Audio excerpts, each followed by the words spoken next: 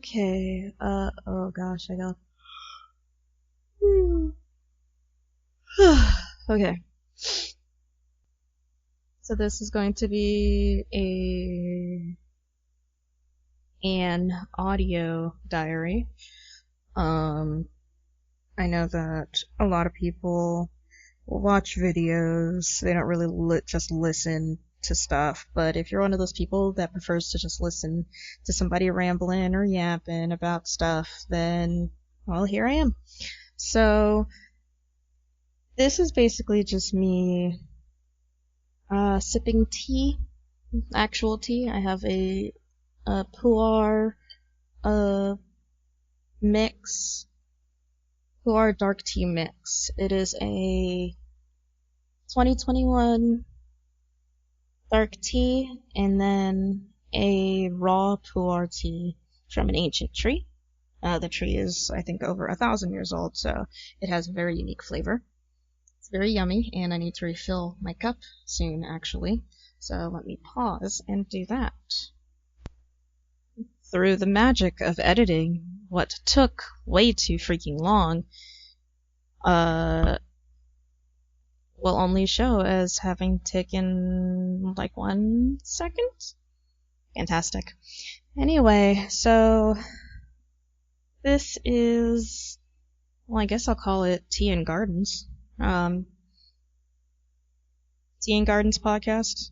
Basically where I yap about the tea that I'm drinking and the things I'm doing in my garden. And whatever news is in tea or gardens. So, for today, I just want to talk about what I am working on, because this is my podcast and I can do whatever I want. Let me take a sip of tea. Yummy! Alright. So, this tea is unsweetened. It is a whole leaf tea. I bought both teas from Tea Source. No, that is wrong. I bought the dark tea from Tea Source, and I bought the ancient tree raw pu'er tea from Jessie's Tea House. Those two are my favorite sources of tea, and you should definitely check them out. Not sponsored. So right now, with all the tariff nonsense that's going on, my boyfriend bought me a lot of tea so I could have a stockpile. And so the total amounts of tea that I have are almost 1.5 pounds of black jasmine, 10 tea oranges, about 75, it's probably not even like 75, but like somewhere like a little under 100 grams of the ancient tree pu'er. I did not plan this. Couple ounces of the dark tea, which is not my favorite, but it's nice. Couple ounces of a peach-themed fruit tea, and a couple others, because I got tired of trying to think about them. This is completely unscripted, I just need everybody to understand that. That tastes good. Anyway, yeah, let's talk about the garden. The garden's so much more interesting. So, I have never had a proper garden before. Every instance of gardening that I've ever had has always died and hasn't really lived very long and has either been forgotten or attacked by animals or whatever. So, or even had like a terrible start because it was like a seed from a grocery store tomato that grew really funky. So instead, now what I'm doing is I ended up buying 2 blueberry bushes of different like kinds and sizes. I'll have to get y'all the name in the blog version of this. I'll have the names in the blog version. Will be linked in the description. 2 blueberry plants, 2 fig trees, 1 blackberry vine, thornless, which was very important for me because I don't get hurt easily, but I do not like having to work around thorns, which is hilarious because I have a bunch of wild blackberries that are thorned all around the property. And then I have 2 apple trees coming in. I have 3 tomato plants and then 2 tomato plants that will hopefully grow from suckers. So that'll be 5 in total. I have 50 strawberry plants coming in. I have 8 seed tomatoes. Goodness gracious, 8 seed potatoes that actually came from a bag of like potatoes from the supermarket. They just happened to be neglected a little bit too long. So now I have potatoes in the works. And then I also have 40 bean seeds, bush beans, and I'm going to plant as many of those as I can and hopefully have a bunch of bush beans that I can eat or keep, can or whatever the heck. So that's a lot of plants. Oh, I also have some lettuce, which is great. And what I want to do is I want to set up an area in the yard. I technically, like, the house is in the middle of like 2 large yards. One of them's like a front yard, the other one is blocked by a hedge. So on the hedge side is where I want to set everything up, but right now everything's on the non-hedge side. So I want to move everything from the non-hedge side, goodness gracious, non-hedge to hedge. Not directly behind the hedge, because there is a tree there, and the tree will stop light from getting there, but behind it, where the sun actually goes, and kind of make like a circle of things, and in that circle have like a table and chair set up where I can have tea surrounded by my garden. And that is the ultimate goal. That is what I would like. Will that happen? Probably not. But I will absolutely try, and that's all that matters. So that is the goal. In terms of the strawberry plants, the thing is they're not going to be planted aesthetically, and neither are the bean plants. They're going to be planted straight into bags of compost. And the reason why I'm just doing that is because I do not have a lot of motion in my right arm without pain, and I can't keep breaking up clumps of potting mix and compost to pop into containers. They're just going to have to just deal with it and grow in the bags, which a lot of people do that. And so that's what I'm just going to do. I'm just going to lay them sideways, cut X's in them, plant the strawberry plants in there, and they'll be fine. Strawberry plants can be planted shockingly close together, so I'll probably do them 6 inches apart from each other, get at least 10 in each bag or something. And I have 5 bags of it, so it's honestly not a big deal. And I have a couple of bags of other stuff that I need to finish buying, because I forgot to finish buying it. I'm gonna pause recording and finish buying it. Alrighty, here we go. Magic of editing. Do-do-do-do. Do-do-do-do-do, and I am back. Alright. So, my mic might be a little too far. Okay. Hang on, let me see. Okay, yeah, it is the right mic.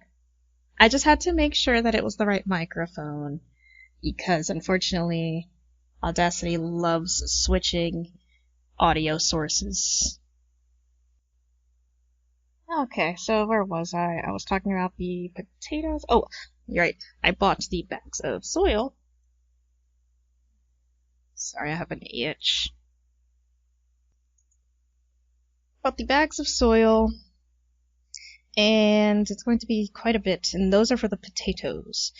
I'm basically going to be planting the potatoes in a couple of cardboard boxes, and the reason for that is because buying planters and stuff like that is just too much. It's just too much. Like, why is it so dang expensive? So I planters that are big enough for potatoes. You know what I mean? Like, so listen, this is your heads up. You can literally just use cardboard box. The thick-walled cardboard boxes from like Amazon or deliveries like that, they are strong enough to hold potatoes for a season. So, let's see. If you ever get those like bulk boxes of like chips or whatever, like Lay's chips, like not graham crackers, like goldfish crackers, Chex Mix, Cheez-Its. Those boxes are roughly 1 cubic feet, like 1 cubic foot. So that's about like the amount of soil that you can buy. You can buy a 1 cubic foot bag per box of that, and you could either cut open the bag and dump it in there, or you could leave it in the bag, just cut it a different way, and then plant stuff in the bag like that and use the bag as like a liner to extend the life of the box. But you can just grow them straight in the box. This guy I didn't see it on TikTok, but I saw like an article. I don't know, maybe he was on Instagram. He grew potatoes in an Amazon box, an Amazon shipping box. My gosh, the moment I saw that, I was like, oh, well, I need to keep that information for later. And then I completely forgot about it. And then I was looking up how much it would be to buy 5-gallon buckets, because that's the most common method that people show. They're like, oh yeah, 5-gallon buckets, 5-gallon buckets, like you could just grow it in a 5-gallon bucket, but you can grow it in a box. You can grow it in a cardboard box too. You don't need to worry about anything else. I have a double-walled cardboard box right here. Perfect for like 3 potatoes. I would put 3 potatoes per cubic foot, personally, unless they're really big potatoes, and then you could do 2 or something. Basically just like spread them out, because like potato plants don't actually grow that wide.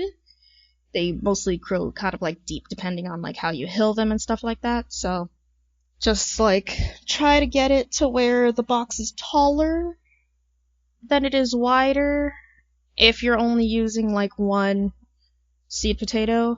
But like if it's wider, you can, and you have like more than 1 seed potato, just like plant them in their like space.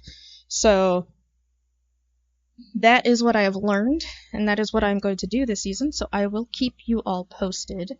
So good luck to everybody. Good luck to me. Good luck to these potatoes, because I didn't eat them. So I'm sure they're hoping they're going to be able to grow, and I hope too. Oh, hang on. I need to Google how many strawberries per.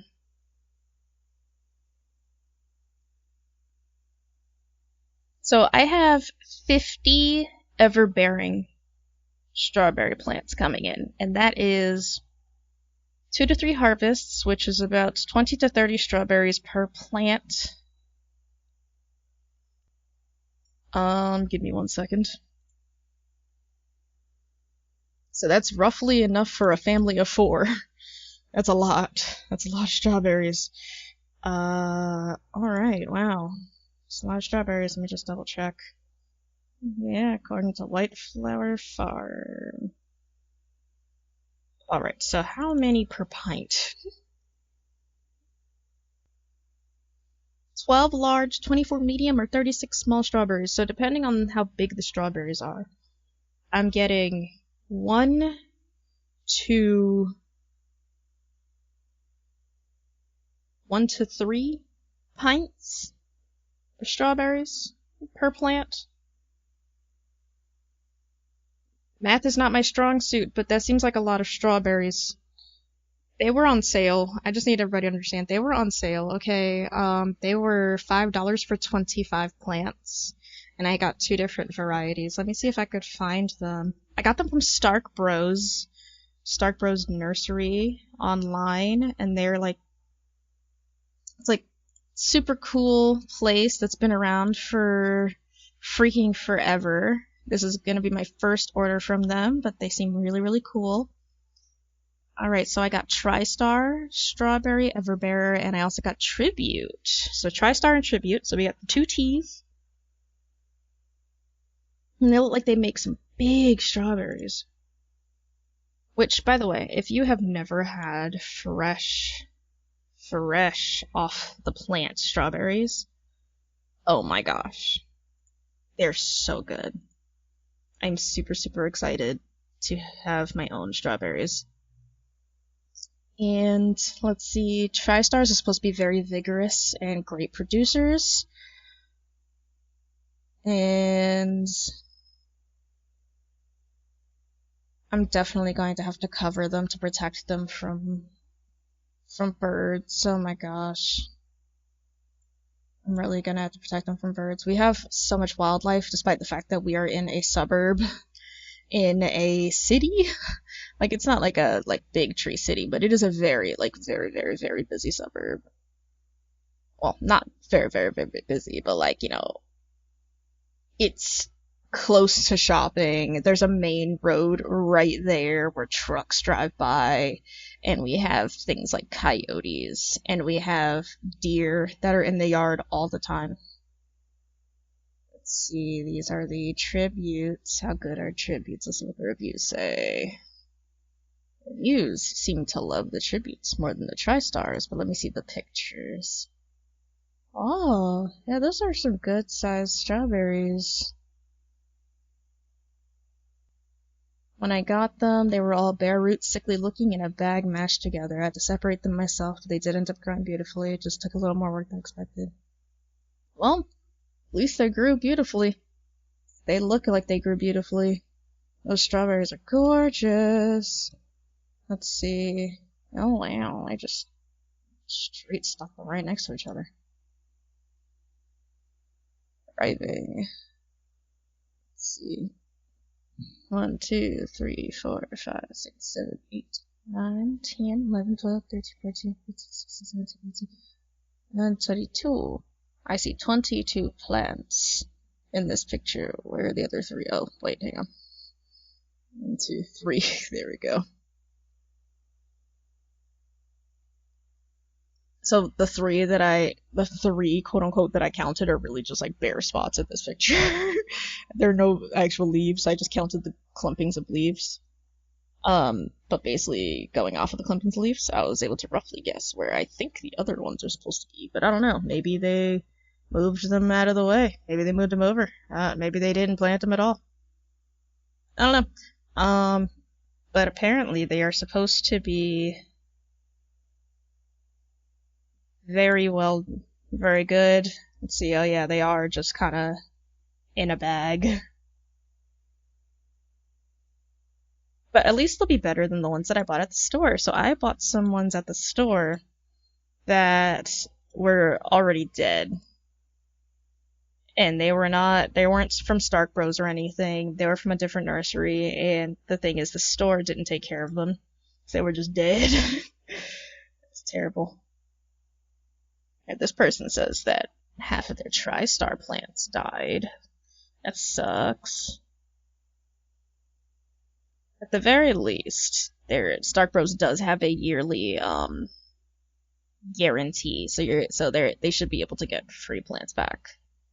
But wow, those look so beautiful. I'm so excited. I cannot wait for them to come in. They're supposed to be coming in this week. Oh, I need to talk about my apple trees that I got from Stark Bros as well. These aren't reviews, by the way. Well, I was reading off of reviews, but I do not have a review right now because I did not get my plants yet. But on the next Tea and Gardens little ramble, I will have information for you guys. So the apple trees that I got are called Colomar varieties, which is how they grow. They kind of grow straight up and down like sticks, and you're able to plant them like 2 feet apart from each other. You can just put them in a pot, and they don't grow very wide. It's very interesting. So they grow about 25 pounds of fruit per tree, and these are dwarf trees. And I'm going to inspect them, see if they have a graft, just to, double check, make sure that I'm not planting them too deeply or anything like that. I have 2 pots waiting for them with mulch on top and everything. Like, those pots are ready to go. They're going to be big enough for them. And the trees that I got are Golden Treat by Fruit Snacks and Tangy Green by Fruit Snacks. Now, I am mostly a red apple girly. Girly. Because I say girly when I'm not even, girly like that. Not even like girly, whatever. Just because like boily doesn't make any fucking sense. Anyway, so golden treat and tangy green, they're supposed to be able to pollinate each other, and I'm going to make sure that like I can make sure the graft is planted properly, and if there is no graft, that's going to be a bonus. It's going to be so cool because it'll mean that when I air layer these trees, because I'm going to air layer them. No one's stopping me from air layering them. They're going to get air layered. When I air layer these trees, I'm going to have more dwarf trees. If it turns out that there is a graft and they are on dwarf rootstock, I mean, at least at that very least, I know that the other trees that I get off of these trees are going to be taller. These are supposed to be dwarf, and they're supposed to ship 2 to 3 feet tall, and they're professionally pruned. And they're supposed to come this week. I'm so excited. I hope they come tomorrow. It'd be so cool if they come tomorrow. Oh my gosh, they should totally come tomorrow. Me. I'm not girly like that. Also me. Oh my gosh, they should totally come tomorrow. So, how long is this recording? Wow, it is only almost 22 minutes. Honestly, I thought it was going to be longer. And that's what she said. This podcast is now 18 plus. I don't care. Alrighty then. So, I do need to make sure that I go to bed soon. However, it is almost midnight here and I have something to do in the morning. And it is not gardening, it is actually, I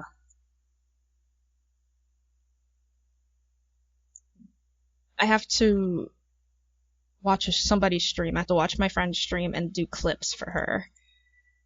Which is honestly super fun for me. But I just need to make sure that I'm up early enough so I can do that. Okay. Just re-looking at this air layering article. Yeah, it should be easy then. Yeah, it'll be easy. It'll be super easy. It'll be nerve-wracking for a bit, but it'll be easy.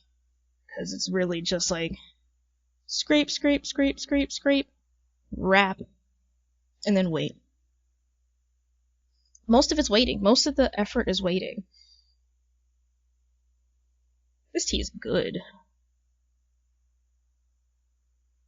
But I've been yapping so much that it ended up getting cold. Let's see. Alright. Do I have anything else to talk about?